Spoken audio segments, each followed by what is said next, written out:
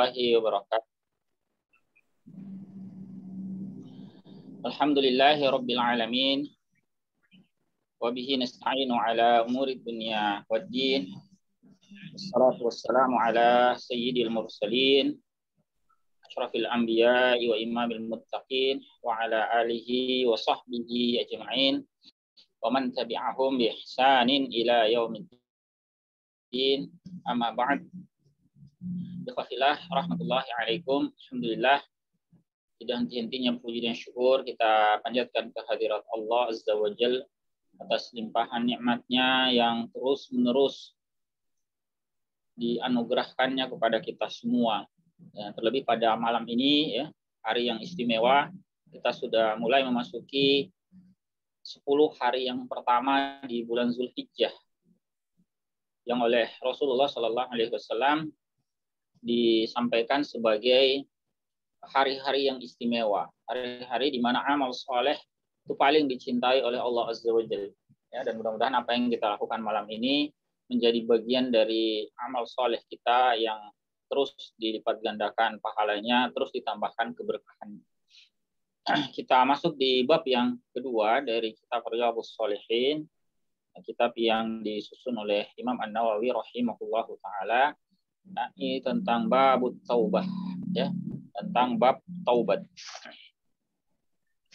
Ini bab yang kedua, ya. Jadi yang lalu bab pertama tentang ikhlas, ya, dan menghadirkan niat. Sekarang kita masuk yang kedua, bab taubat. Sebelum beliau memaparkan beberapa ayat, ya, dan hadis tentang topik ini, di bagian awal, ya, beliau An-Nawawi rahimahullahu taala menyampaikan pengantar tentang taubat ini dengan, ya, menyampaikan tentang kewajibannya, ya, kemudian juga ketentuan, ya, atau syarat taubat kita. Qala ulama, ya, ulama berkata, at-taubatu wajibatun min kulli dzamb. Taubat itu wajib, ya, dari setiap dosa. Baik itu dosa besar, ya, dosa kecil, berkaitan dengan hak kepada Allah atau hak kepada makhluk, ya, semuanya kita diwajibkan untuk bertaubat. Hanya saja berkaitan dengan hak hamba, dengan hak Allah, ada perbedaan dari sisi syaratnya. Fa in kanatil ma'siyatu bainal 'abdi wa bainallahi ta'ala. Kalau kemaksiatan itu antara hamba, ya, dengan Allah Ta'ala, la tata'allaku bihaqqin adami, tidak berkaitan dengan hak adami, tidak berkaitan dengan hak manusia. Ya, adami ini maksudnya manusia. Jadi hanya berkaitan dengan hak Allah Ta'ala, ya, bermaksiat, melanggar hak Allah Ta'ala. Maka taubatnya ini falaha salah satu syurut. Ya, taubat ini punya 3 syarat. Yang pertama, ahaduha ayyuqli'a 'anil maksiyah. Yang bersangkutan berhenti dari perbuatan maksiat itu. Jadi tidak dikatakan seorang itu bertaubat ketika dia masih terus mengerjakan. Saya bertobat dari dusta misalnya, tapi masih berdusta. Artinya masih terus melakukan. Dia tidak berhenti, ya. Artinya tidak ada, ya, dia terus saja mengerjakan. Jadi itikat baik bahwa dia sungguh-sungguh bertaubat itu dibuktikan dengan kesediaan dia meninggalkan kemaksiatan. Wasani, yang kedua, ayyandama ala fi'liha, dia menyesal atas perbuatannya, ya kan, atas perbuatan maksiat yang dia kerjakan. Jadi dia menyesal atas kemaksiatan yang dia. Maka tidak dinamakan bertobat seseorang ketika dia tidak menyesal, ya, telah melakukan berbagai macam kemungkaran. Ya, dia tidak dianggap bertaubat. Kemudian yang ketiga, wasalis, syarat yang ketiga, ay'azima alla ya'uda ilaiha abada. Dia berazam, dia membulatkan tekad untuk tidak kembali kepadanya, ini kepada kemaksiatan itu selamanya. Nah, dia berazam, dia bertekad. Ini tidak berarti ya, orang yang sudah bertaubat itu tidak lagi melakukan kemaksiatan, ya. Tidak juga seperti itu. Nah, selama manusia itu masih hidup, tetap ada peluang dia khilaf, dia melakukan kesalahan. Hanya saja dia sudah berazam, dia sudah bertekad untuk tidak berkubang lagi dalam kemaksiatan. Bahwa satu saat nanti dia juga khilaf lagi, ya itu manusiawi, ya. Meskipun tetap dianggap sebagai perbuatan dosa yang dia wajib bertaubat lagi. Ini 3 syarat, ya, terkait dengan kemaksiatan hamba dengan Allah Ta'ala, dengan hak Allah Ta'ala. Fa in fuqida ahadus salasati lam tasihha taubatu. Kalau hilang atau tidak terpenuhi salah satu dari 3 syarat ini saja, satu saja tidak terpenuhi, lam tasihha taubat, tidak sah taubat. Ini berkaitan dengan maksiat kepada Allah Ta'ala. Nah, ada jenis kemaksiatan yang kedua. Wa in kanat al-ma'siyatu tata'allaqu bi adami. Jika kemaksiatan itu berkaitan dengan hak hamba, artinya berkaitan dengan sesama manusia, ada kezaliman, ya, kepada manusia yang lain, maka syurutuha arba'ah, maka syaratnya ada 4. Syaratnya ada 4. Hadis salasa, 3 yang sudah disebutkan ini. Ini 3 syarat tadi itu juga berlaku. Ditambah lagi 1, wa apa? Wa ayya bara'a min haqqi sahibiha. Melepaskan diri dari hak saudaranya itu, hak sahabatnya itu, hak manusia yang dia zalimi, dia harus melepaskan diri dari itu.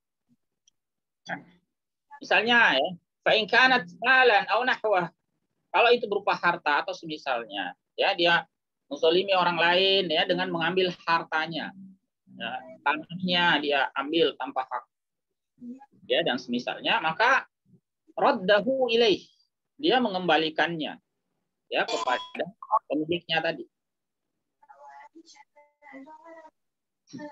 Wa in kana hadda qazafin wa nahwahu makkanahu minhu aw talaba afwa. Kalau itu berkaitan dengan hak atau sanksi, dia menuduh, ya, menuduh apa namanya, saudaranya itu dengan tuduhan yang tidak benar, ya. Lalu tuduhan yang tidak benar itu mengakibatkan saudaranya itu terkena dakwaan. Dia wajib apa?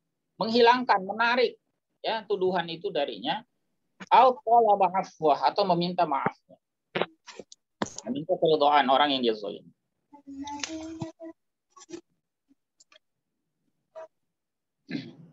Kemudian wa in kana ghibah, kalau itu berupa ghibah, dia menggunjing saudaranya, maka istahallahu minha, yang meminta kehalalan darinya, ya, akibat ghibah itu. Ya, itu contoh saja, ya.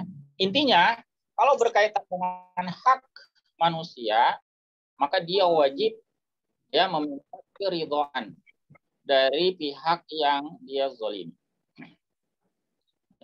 Dia wajib meminta keridhaan dari pihak yang dizalimi.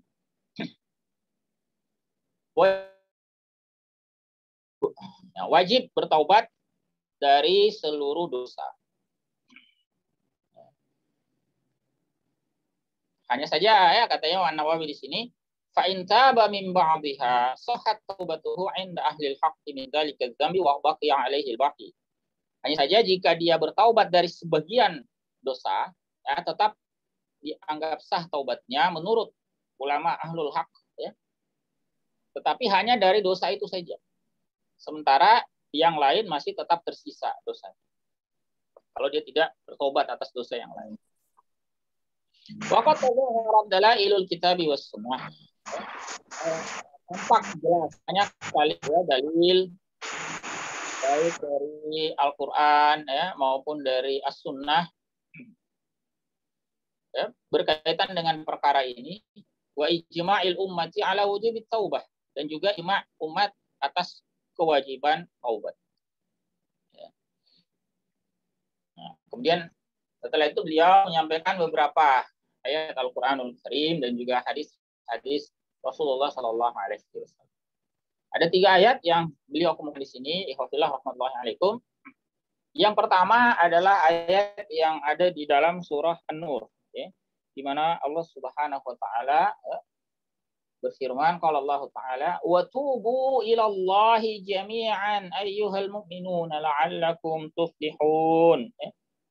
Bertaubatlah kalian kepada Allah seluruhnya, wahai orang-orang mukmin, agar kalian mendapatkan kemenangan. Ya. Itu ayat dalam surah An-Nur. Ya. Kemudian ada lagi di surah Hud, ya, wa qala ta'ala, "Istaghfiru rabbakum tsumma tubu ilaih." Mohon ampunlah kepada Rabb kalian, kemudian bertaubatlah kepadanya. Kemudian yang terakhir dalam surah At-Tahrim, ya, wa qala ta'ala, ini di ayat yang ke-8, ya, di surah At-Tahrim, ya ayyuhalladzina amanu tubu ilallahi taubatan nasuha. Wahai orang-orang yang beriman, ya, bertaubatlah kalian kepada Allah dengan sebenar-benarnya taubat, dengan taubat yang sungguh-sungguh, atau biasa istilahnya taubatan nasuha. Ya, bisa kita dengar ya istilah taubat ini, ya, taubatan nasuha. Taubat ini itu tadi yang kita sampaikan syaratnya, bahwa yang bersangkutan memang sungguh-sungguh memenuhi 3 syarat tadi. Ya, berhenti dari melakukan kemungkaran atau kemaksiatan itu, kemudian dia menyesali, ya, perbuatan tersebut dan bertekad untuk tidak kembali lagi, ya, ke dalam perbuatan maksiat tersebut. Baik, ikhwafillah rahmatullahi alaikum, ya. Itu beberapa ayat yang dikemukakan oleh Imam An-Nawawi sebagai pengantar dari bab ini, ya. Sebelum kita membaca, ya, beberapa hadis, ya, terkait, kita memberikan kesempatan terlebih dahulu, mungkin ada antara ikhwah sekalian yang ingin berdiskusi terkait dengan beberapa pengantar tadi, ya. Ini dari segi kewajiban taubat, kemudian syaratnya, ketiga syarat untuk taubat terhadap maksiat yang hanya kepada Allah Ta'ala, ditambah 1 lagi syarat kalau itu berkaitan dengan hak manusia. Ya, dan juga beberapa ayat yang kita baca sekilas. Ya, kami persilahkan kalau ada yang ingin didiskusikan. Kalau ada, ya. Kami kasih kesempatan 1-2 menit, ya.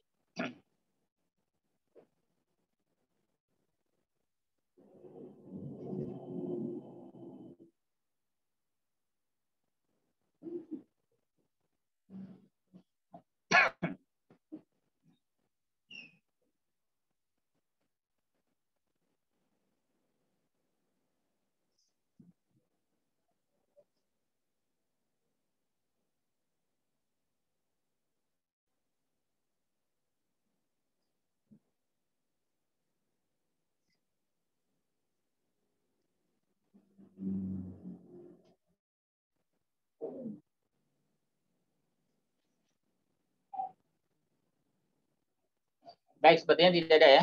Kita lanjutkan, ya, dengan melihat beberapa hadis, ya, terkait topik ini. Hadis yang pertama, ini hadis nomor 13, ya. Di bab 1 yang lalu kita sudah bahas 12 hadis, ya.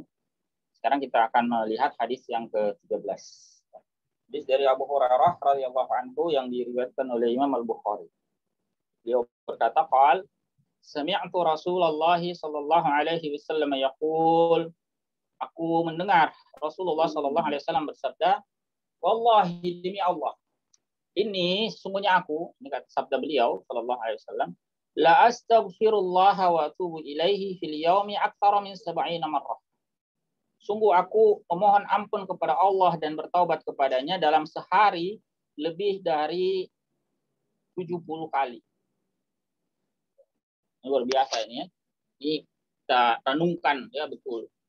Ini ungkapan Nabi Shallallahu Alaihi Wasallam, sosok yang maksum, yang dipelihara oleh Allah Ta'ala dari perbuatan dosa.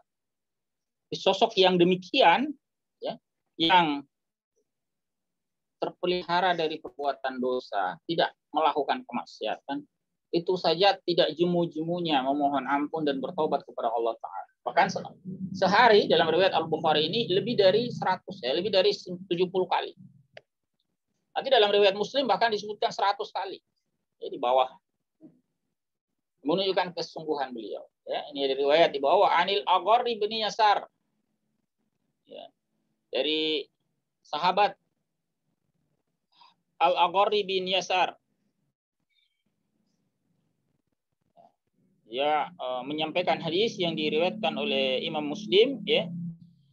Al-Muzani radhiyallahu anhu qala Rasulullah sallallahu alaihi wasallam, ya ayyuhan nas, wahai sekalian manusia, tubu ilallahi wastaghfiruh. Bertaubatlah kalian kepada Allah dan mohonlah ampunan. Fa inni atubu fil yaumi mi'ata marrah. Sungguhnya aku, kata Nabi sallallahu alaihi wasallam, bertaubat dalam sehari itu 100 kali. Di dalam riwayat Muslim ini disebutkan sampai 100 kali. Kalau dalam riwayat Al-Bukhari tadi lebih dari 70 kali. Maka apa yang dicontohkan oleh Nabi Shallallahu Alaihi Wasallam itu merupakan bentuk keteladanan bagi kita umat. Kalau beliau yang sosok maksum saja beristighfar, bertaubat sedemikian rupa dalam sehari, terlebih lagi ya bagi kita yang bisa dibilang sehari itu entah dosa itu tak terhitung saking banyaknya. Tentu kita lebih patut lagi untuk bertaubat dan memohon ampun kepada Allah Azza wa Jalla. Kemudian ikhwafillah rahmatullahi alaikum, ya, dari hadis yang berikut juga, ya, hadis nomor 15, ya. Ini sebelum kita sampaikan, nah ini kita cerita dulu sedikit, ya. Jadi hadis nomor 15 ini perlu untuk saya cerita dulu sedikit, ya, karena berkaitan dengan hadis ini. Jadi kita bayangkan nanti hadis nomor 15, ya, dan nanti riwayat lain oleh Imam Muslim. Jadi ada seorang, ya, yang melakukan perjalanan di tengah padang pasir. Dia naik, katakanlah dia naik unta. Dia naik unta, kemudian dia melintasi padang pasir, ya. Kemudian di padang pasir itu karena dia sendiri, ya, barang-barangnya semua itu disimpan di atas untanya. Nah, semua perbekalan, ya, makanan, minuman dan sebagainya disimpan di atas unta. Ternyata setelah dia berada di tengah gurun, itu tunggangannya itu hilang, terlepas. Nah, kan kalau orang kehilangan kendaraannya di tengah gurun di masa itu, tidak ada makanan, minuman, ya, di tengah cuaca yang sangat panas, maka dia merasa galau, ya. Lalu kemudian dia mencari ke sana kemari, ya, melihat ke kanan dan ke kiri, berjalan ke barat, ke timur, ke utara, ke berbagai arah dia cari, ternyata tidak ketemu. Ya. Akhirnya dia berputus asa, dia kemudian terduduk lemas, ya, sudah tidak berharap lagi. Ya, bagaimanalah untanya itu dengan bawaan yang sangat banyak. Nah, ternyata saat dia sedang beristirahat, ya, sudah sedemikian berputus asa dari mencari untanya, tiba-tiba untanya itu muncul. Nah, dia itu sangat gembira. Ya, saking gembiranya dia, ya, sampai-sampai dia salah ucap. Ya, dia salah ucap, ya. Nanti dalam riwayat Muslim itu di bawah disebutkan, ya Allahumma anta abdi wa ana rabbuk. Ya Allah, engkau adalah hambaku dan aku adalah Rabbmu. Dia sampai salah ucap. Kenapa? Akhta'a min syiddatil farah. Dia sampai salah gara-gara apa? Saking gembiranya. Dia salah ucap, saking gembiranya itu. Nah, ikhwafillah rahmatullahi alaikum, kita bisa membayangkan betapa gembiranya yang bersangkutan, yang tiba-tiba untanya itu datang kepadanya dengan membawa bahan, perbekalannya, makanan, minuman. Dia sangat gembira. Nah, kemudian di dalam hadis ini dari Abu Hamzah Anas bin Malik Al-Ansari khadim Rasulullah sallallahu alaihi wasallam. Ini sudah pernah kita cerita ya, Anas bin Malik ya, sebagai pelayan Rasul sallallahu alaihi wasallam radhiyallahu anhu. Dia berkata, qala Rasulullah sallallahu alaihi wasallam. Ya.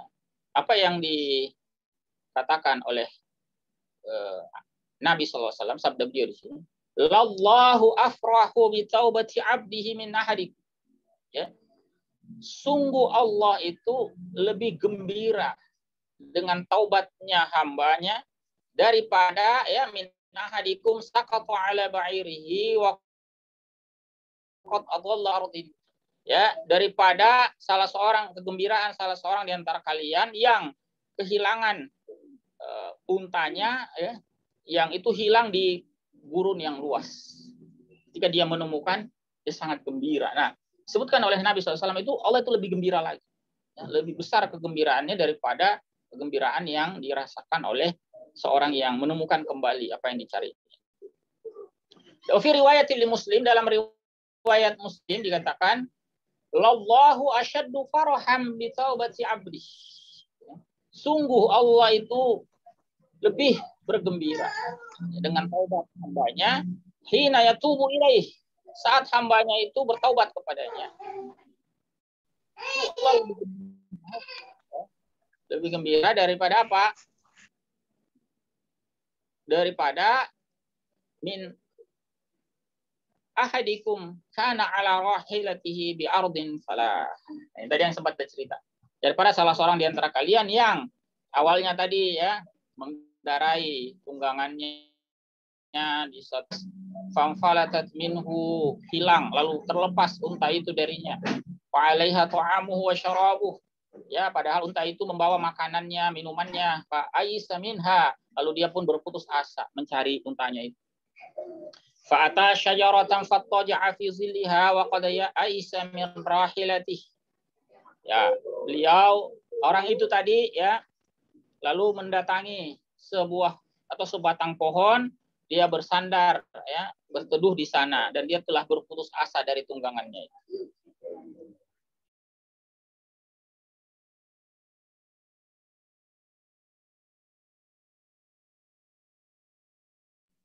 Ya, baik, ikhwafillah rahmatullahi alaikum. Kemudian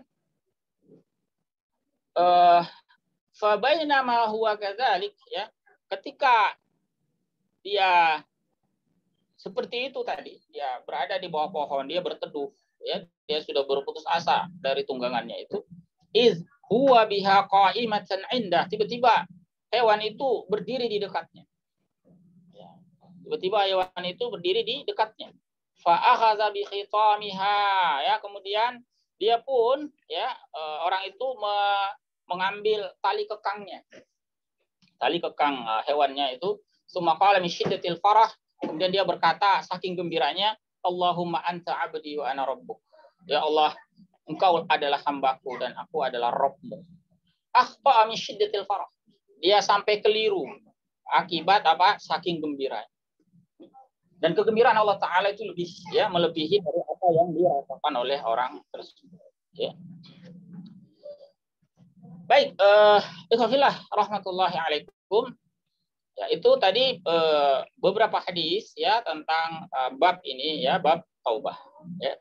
Insya Allah masih ada 3 hadis lagi yang akan kita baca pada malam ini. Ya. Tapi sebelum itu sekali lagi kami berikan kesempatan ya pada ikhwafillah jika ada hal-hal yang ingin didiskusikan ya sampai di sini. Silakan.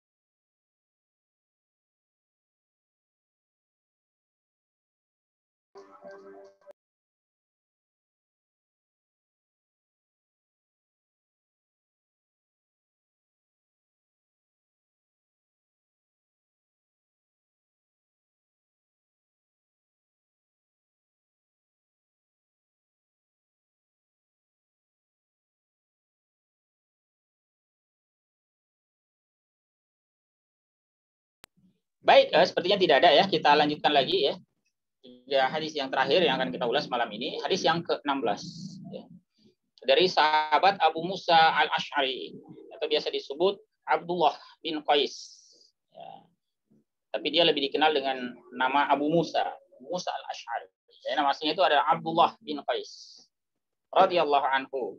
Anin Nabi sallallahu alaihi wasallam qala, ya, dari Nabi sallallahu alaihi wasallam beliau bersabda, Innallaha ta'ala yabsutu yadahu bil-laili liyatuba musii'un nahar. Wa yabsutu yadahu bin-nahari liyatuba musii'ul lail. Ya, sungguhnya Allah Ta'ala membentangkan tangannya di malam hari agar bisa bertaubat orang yang bermaksiat di siang hari, dan membentangkan tangannya di siang hari agar dapat bertaubat orang yang bermaksiat di malam hari. Dan itu terus-menerus setiap hari. Artinya Allah Ta'ala memberikan kesempatan, ya, seluas-luasnya kepada hambanya untuk bertaubat siang, malam, ya, di segala waktu. Terus-menerus seperti itu, hatta tatlu asy-syamsu min maghribiha, sampai terbit matahari dari tempat terbenamnya, dari maghribnya. Jadi sampai terbitnya matahari dari barat. Maksudnya sampai kiamat. Ya, jadi kesempatan itu terus Allah berikan pada hambanya, ya, untuk bertaubat siang malam, ya, selama, ya, dunia ini masih ada sampai kiamat. Nah, kemudian ini ditegaskan di riwayat berikut, ya, riwayat Muslim juga dari sahabat Abu Hurairah radhiyallahu anhu. Qala Rasulullah sallallahu alaihi wasallam, "Man taba qabla an tatlu asy-syamsu min maghribiha." Siapa bertaubat sebelum terbitnya matahari dari tempat tenggelamnya, ini dari barat, ini sebelum hari kiamat, taballahu alaihi. Ya, Allah, ya, menerima taubat. Hanya saja, ya, ikhwasillah rahmatullahi alaikum, ya, kita jangan terlena, ya, dengan hadis-hadis semacam ini, ya, sehingga kemudian kita berpikir, masih lama kiamat, batasnya kan sampai hari kiamat, ya, masih lama, ya. Jangan terperdaya, ya, dengan tipu daya syaitan semacam itu. Mengapa? Karena kiamat itu bukan hanya kiamat yang besar yang kita kenal, ya, al-qiyamatul kubra, ya, bukan hanya kiamat besar, ya, seperti yang disebutkan dalam hadis tadi, ya, terbit matahari dari barat. Karena ada juga kiamat kecil yang itu sama konsekuensinya, yakni habisnya kesempatan hamba itu untuk bertaubat kepada Allah Ta'ala. Dan kalau kiamat besar itu masih lama, kiamat kecil ini sangat-sangat dekat. Nah, ini ditegaskan di hadis riwayat At-Tirmizi berikutnya. An Abi Abdurrahman Abdullah bin Umar bin Al-Khattab radhiyallahu anhu. Nah, ini riwayat dari Abu Abdurrahman, putranya Umar ibn Al-Khattab, ya, ini Abdullah bin Umar radhiyallahu anhuma. Anin Nabi sallallahu alaihi wasallam qala. Dari Nabi sallallahu alaihi wasallam beliau bersabda, "Innallaha azza wa jalla yaqbalu taubatal 'abdi ma lam yugharghir." Sungguhnya Allah azza wa jalla menerima taubat hamba selama dia belum sekarat. Yugharghir. Gharghir itu yugharghir itu nafas sudah ada di kerongkongan. Ya, artinya sudah dalam kondisi sekarat. Ini biasa disebut oleh para ulama dengan al-qiyamatus sughra. Ya, kiamat kecil. Jadi batas taubat itu diterima adalah kiamat. Nah, hanya saja kiamat itu ada yang besar, ada yang kecil. Kalau kiamat yang besar kita bisa berkata masih lama. Tetapi kiamat yang kecil, ya khafillah, kita tidak pernah tahu. Dia mengintai setiap saat. Ya? Tidak ada jaminan orang yang tua lebih dahulu dipanggil. Ya? Tidak ada jaminan orang yang miskin lebih dahulu meninggal. Tidak ada jaminan orang yang sakit-sakitan mati terlebih dahulu. Tidak ada. Ya, betapa banyak kita saksikan, apalagi di zaman sekarang ini. Ya. Betapa banyak orang kaya mati lebih dahulu daripada miskin. Betapa banyak orang yang sakit-sakitan ternyata nggak mati-mati. Sementara yang sehat walafiat paginya kelihatan segar bugar, ya, olahraga segala macam, sorenya meninggal. Ya. Atau orang yang muda, masih sangat muda, masih belia, masih, ya, masih belasan tahun misalnya, masih kita mengira masih banyak kesempatan usia yang Allah berikan, ternyata tidak. Ya, lebih dahulu dipanggil daripada yang sudah tua. Karena memang yang mengalami kematian itu bukanlah orang yang sakit, bukan orang yang sudah tua, bukan orang yang miskin, bukan. Yang mengalami kematian itu adalah siapa saja yang bernyawa. Ya, itu yang Allah tegaskan kepada kita, sering kita baca. Kullu nafsin dha'iqatul maut. Setiap yang bernyawa, Tidak peduli dia kaya, miskin, sehat, sakit, mau dia status sosial tinggi atau tidak terpandang sama sekali, tetap saja maut itu akan. Dan kita tidak pernah tahu ya sampai berapa lama Allah memberikan kesempatan. Maka sesuai dengan apa yang diteladankan oleh Rasulullah Sallallahu Alaihi Wasallam tadi kepada kita, maka patut kiranya untuk kita terus ya memohon ampun dan bertobat kepada Allah Azza wa Jalla setiap hari. Ya. Ikutilah keteladanan yang dicontohkan oleh Rasulullah Sallallahu Alaihi Wasallam. Tidak kurang dari 70 kali sehari. Bahkan dalam riwayat yang lain sampai 100 kali beliau taubat memohon ampun kepada Allah Azza wa Jalla. Ya. Demikian ikhwafillah ya, ini hadis riwayat At-Tirmizi dan beliau mengatakan hadisun hasan. Ini adalah hadis yang hasan. Ya. Wallahu a'lam bishawab. Ya. Demikian ikhwafillah ya ulasan kita pada malam hari ini sampai hadis ke-18. Ya, insyaallah hadis ke-19 ya dan juga hadis 20 kita akan bahas pada kesempatan yang berikutnya. Masih ada 3 hadis lagi ya. Yang terakhir, tapi ini kisah ya. 3 hadis yang terakhir ini kisah. Jadi kami berharap agar ikhwas sekalian ini membaca betul kisah ini, cukup panjang ya. Jadi ada kisah tentang orang yang membunuh 99 orang ya. Kemudian dia mau bertobat ya. Silakan dibaca itu kisah itu. Kemudian ada juga kisah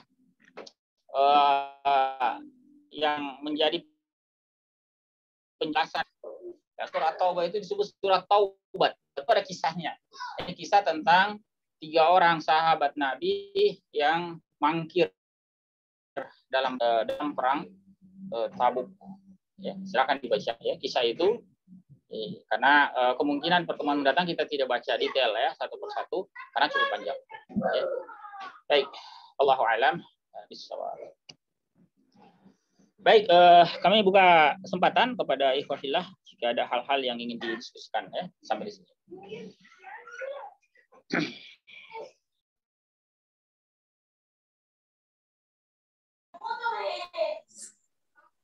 Ada pertanyaan masuk Ustaz?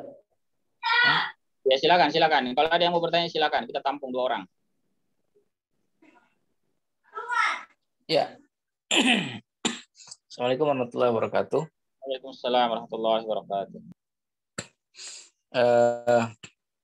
Pertanyaannya gini, Ustaz. Misalnya seseorang bertobat, begitu kan?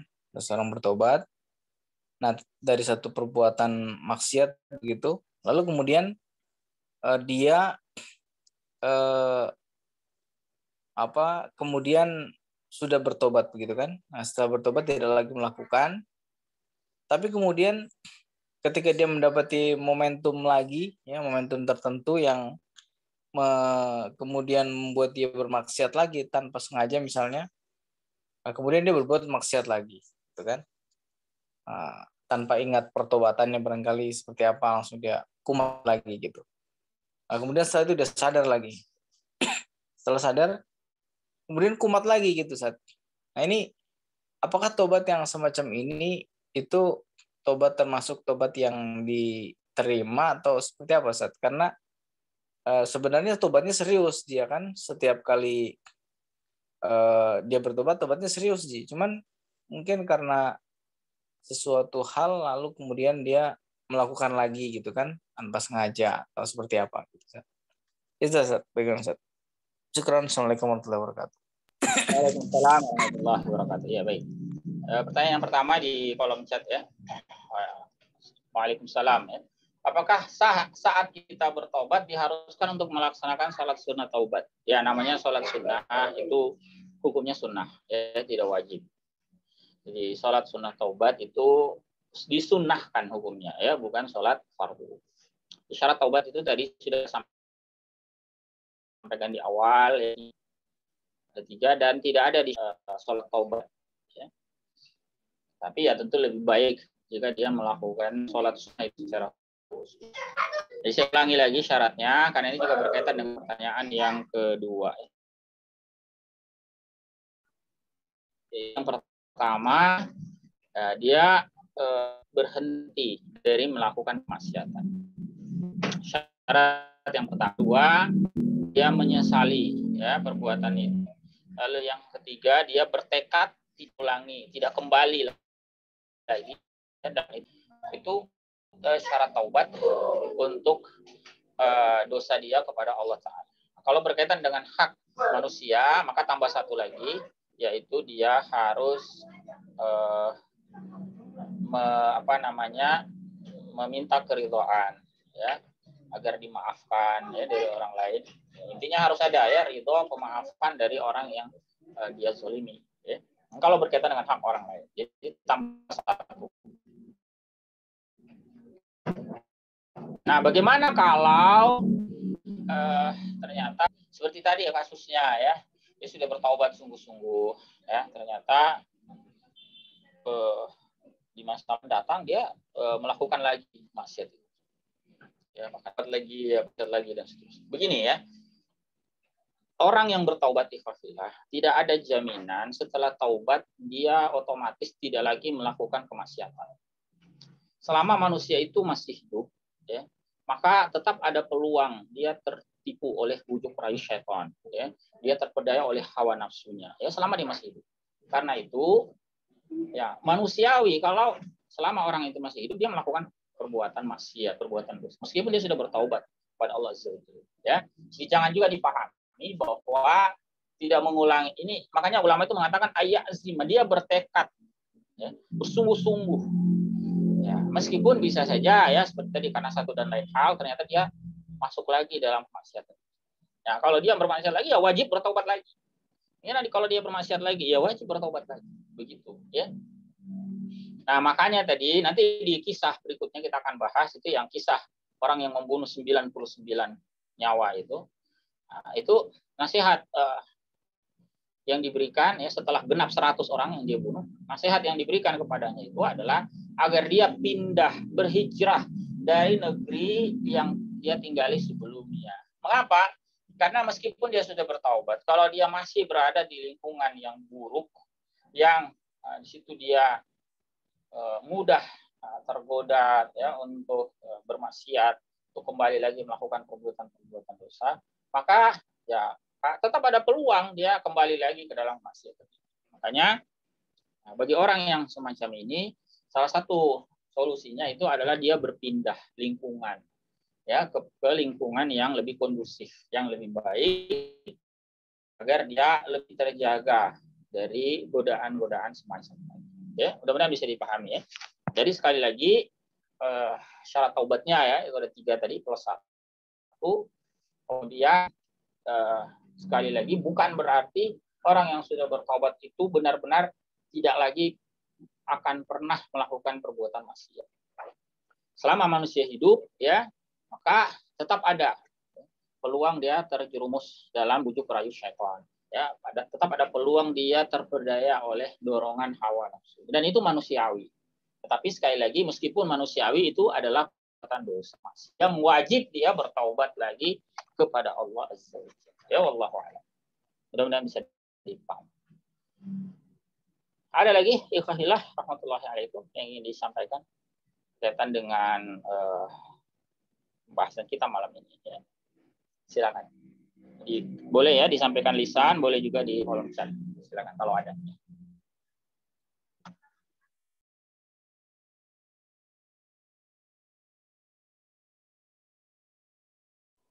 Mungkin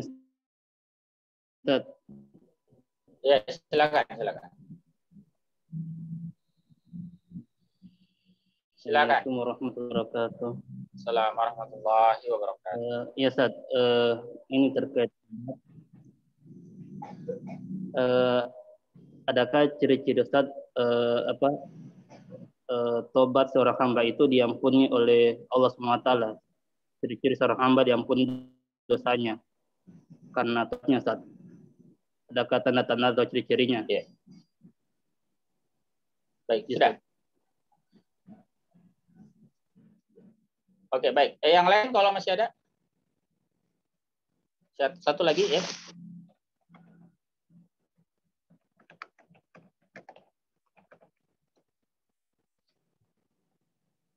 Ya, ada waktu sampai jam 9 insya Allah ya.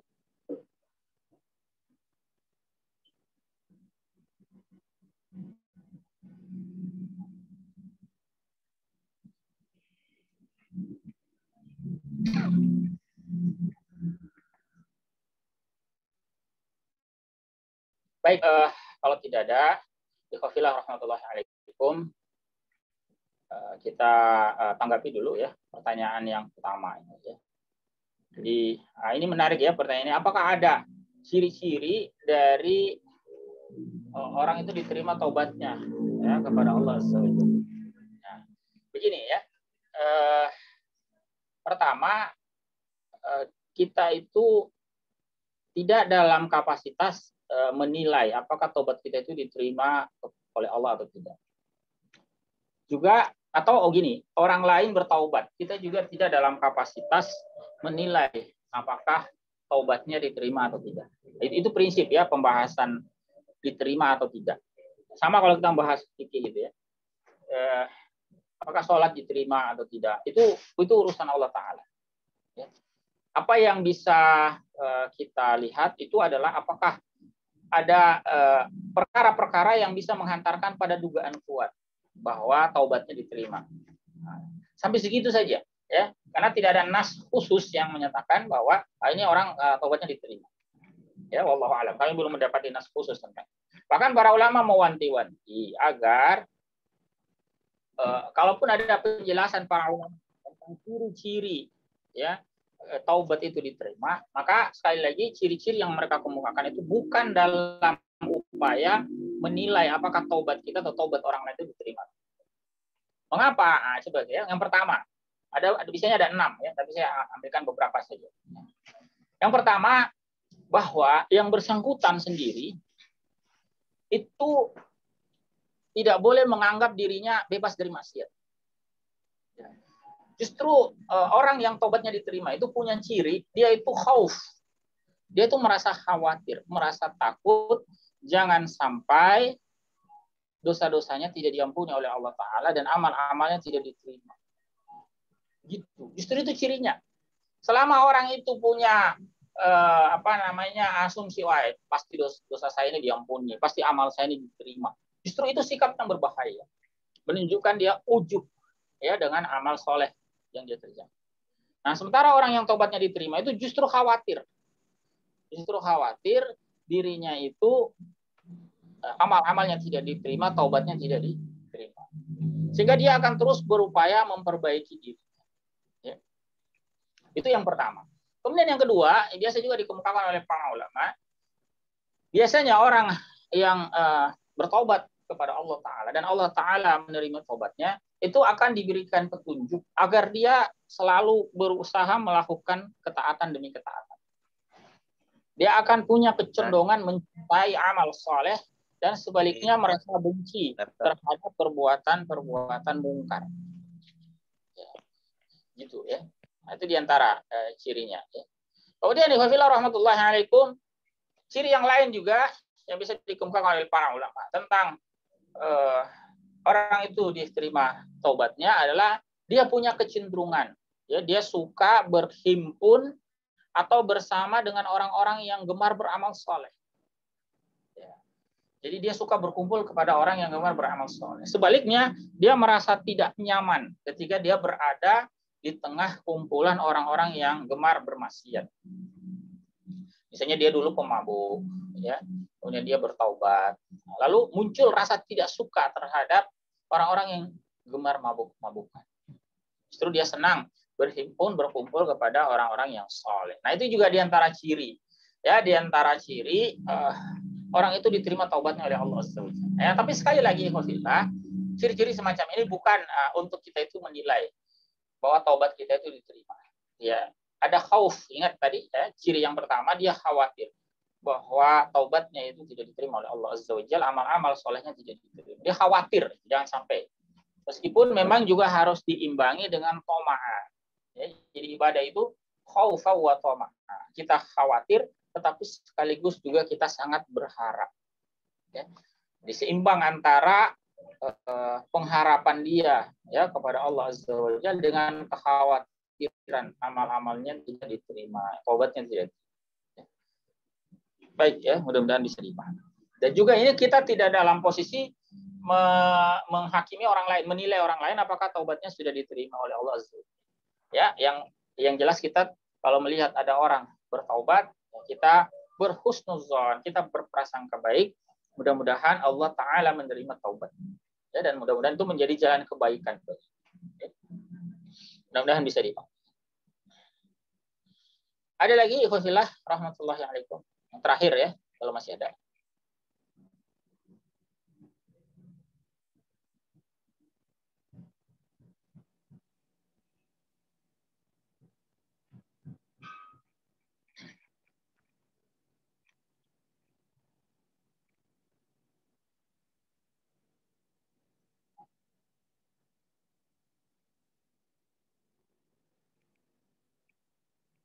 Baik, kalau tidak ada ya kita cukupkan ya pertemuan kita pada malam hari ini ya. Sampai tadi terakhir kita di hadis yang ke-18 ya. Insyaallah hadis ke-19 ya dan beberapa hadis setelahnya akan kita ulas pada kesempatan mendatang ya. Kami mohon maaf bila ada hal-hal yang kurang berkenan. Ya sekali lagi kisahnya dibaca dulu ya. Dibaca dulu kisahnya. Kalau lab 19 ya insyaallah kita akan terangkan ya, tapi yang hadis 20 ini cerita tentang pembunuh 99 orang ya. Nah, kemudian satu lagi kisah Ka'ab bin Malik ya dan 3 orang yang mangkir dari perang Tabuk. Ini cukup panjang. Nah, ini sekaligus nanti akan memudahkan pemahaman antum terhadap surat Taubah. Ya, tentang 3 orang sahabat yang diboikot itu. Nah, silakan dibaca ya. Insyaallah nanti kita akan ulas pada kesempatan mendatang. Kami mohon maaf bila ada hal-hal yang kurang berkenan. Ya, semoga Allah Subhanahu wa taala senantiasa melimpahkan berkahannya kepada kita semua. Subhanakallahumma wa bihamdik asyhadu an la ilaha illa anta astaghfiruka wa atubu ilaik. Assalamualaikum warahmatullahi wabarakatuh. Waalaikumsalam.